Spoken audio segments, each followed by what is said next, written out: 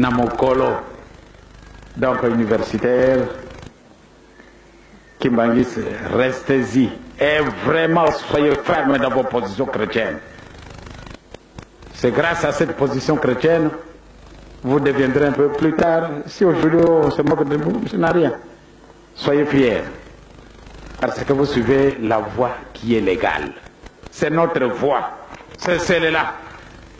Nakolobaka muntu mwendo okokenda wapi ocharger la peau wo ocharger la peau okamati biloko lati opakuli kasi soko biloko ngo bisiliki okumi mwidu tu ezali boyete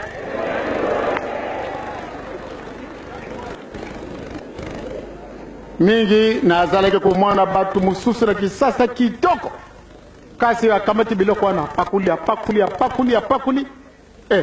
biloko wana bisiliki ale omwe obali komona kumi mwindo oyo mwindo azalaki na yango oyo aboyaki oyo eleki batiye ezali bote yango ana tikala nayo mama ndumba obe tata tikala nayo muntu mwindo ndenge nzambe apesaka yo ezali nayo fierté donc papa na mama nasina lobi mingi penza muntu mwindu alongo wapi ba grand prophète de ekona na Petro wa liboso tanga sikawana ngamo na bit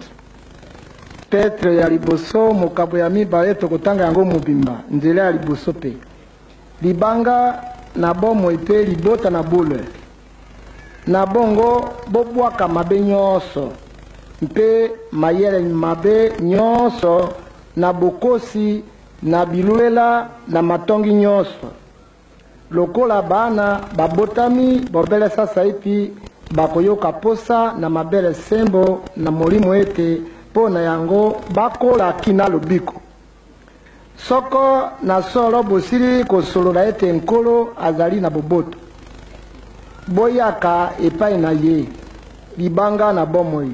liboyami na bato kasi liponami pe likumisami na nzambe bino pe lokola mabanga na bomoi botangama ndako na molimo bozala banganga na bule mpo na kotombola mbeka na molimo ekosepelisa nzambe mpe Yesu Kristo zambi ekomami kati na makomi ete tala nazali kotia na Siona libanga na moto na suka liponami likumisami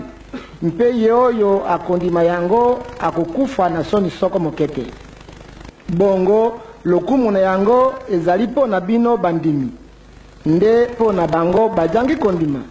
libanga liboyaki batongi esili kokomama moto na suka ezali pe libanga na libaku libanga monene na kotuta lokolo bango bakotutaka libaku awa ezangi bango kondima liloba baponami po na likambo yango nde bino bozali libota liponami banganga na bokonzi libota na bule bato baponami ete boyebisa malamu na oyo babyangi bino kobima na molili kokota na moi na ye na kokamwisa liboso bozalaki bato te nde sasa ipi bozali bato na nzambe bozwaki mawa te nde sasa ipi bozwi mawa bolandi bolandi ngo malamu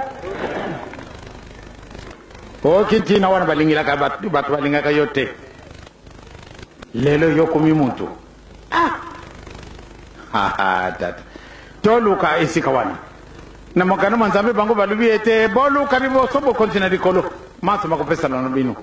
ndenge bino boluki liboso bokontina likolo yango wana ne mokili moyini bino batata na bamama to banga te tokosala nini tokosala nini